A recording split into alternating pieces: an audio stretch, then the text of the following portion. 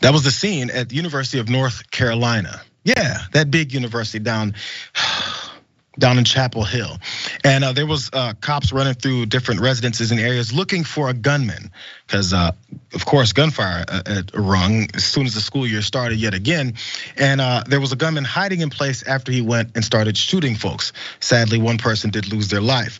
The school community of roughly 20,000 undergraduates and 12,000 graduate students was then on lockdown before they then found the culprit. Here he is. And they were forced to shelter in place as heavily armed cops combed the school in search of the suspected gunman, whose photo, which was shared by authorities, matches the online UNC profile of one graduate student. Tailei Qi was his name. Do you guys have the mugshot up? Let's look at least maybe it's just the profile photo that he has for the school. He was the culprit, and also the one staff member that was then killed at Caudill Laboratories, which was a chemistry building on campus. He was identified as Professor Jayar. So he was the victim in this, and he was the academic advisor of that suspect that we then just saw.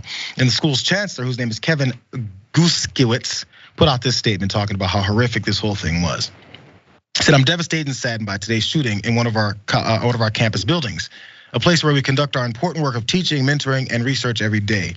This shooting damages the trust and safety that we so often take for granted on our campus. We'll work to rebuild that trust and safety.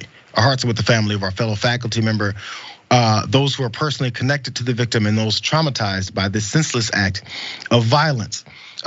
So that was the scene there, and we have another one. It reminded me immediately of Michigan State. I believe that was even last year.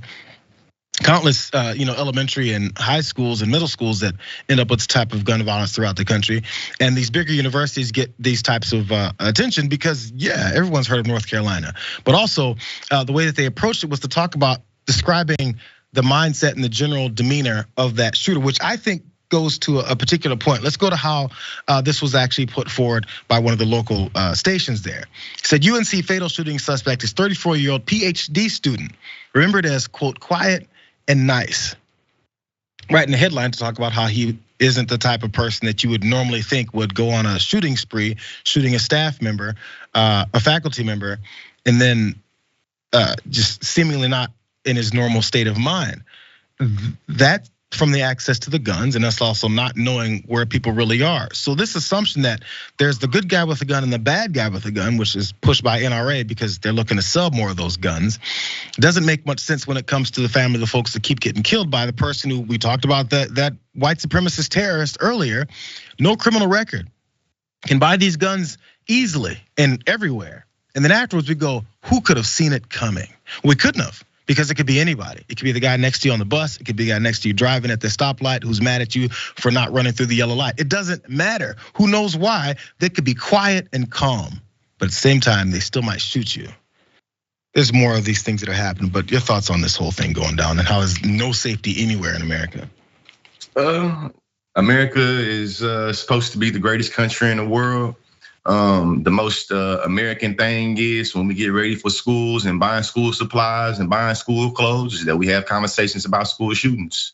It's just a part of the American tradition, unfortunately. And as long as you have individuals that are able to spend billions of dollars in lobbying and interest groups and bureaucracies, whatever that is, you feel me?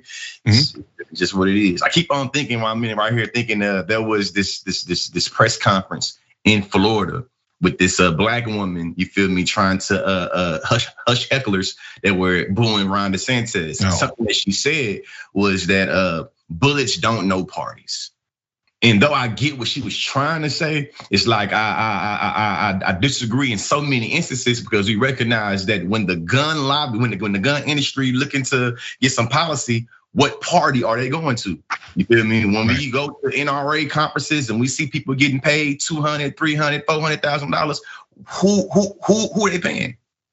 And I just come to mind thinking about like, hey, instead of us worrying about how our kids are being attacked by bullets in the classroom, we worried about how our kids are being attacked by ideology in the classroom. And these coming from the same mofos talking about sensitivity, snowflakes, worried about the wrong thing, having distractions. You're more concerned with getting your constituents pissed off and riled up about drag story hour than schools, the shooters coming in and shooting your kids during story hour. And to me, it's just really, I can just keep on going in circles and circles, but it's really just on my mind.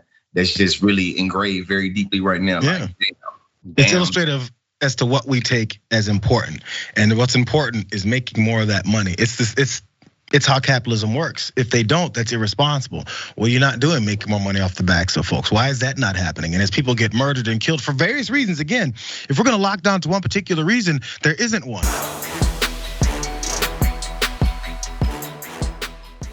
Check out the Damage Report podcast each day, wherever you get your podcasts, whether Pocket Casts or Stitcher or iTunes.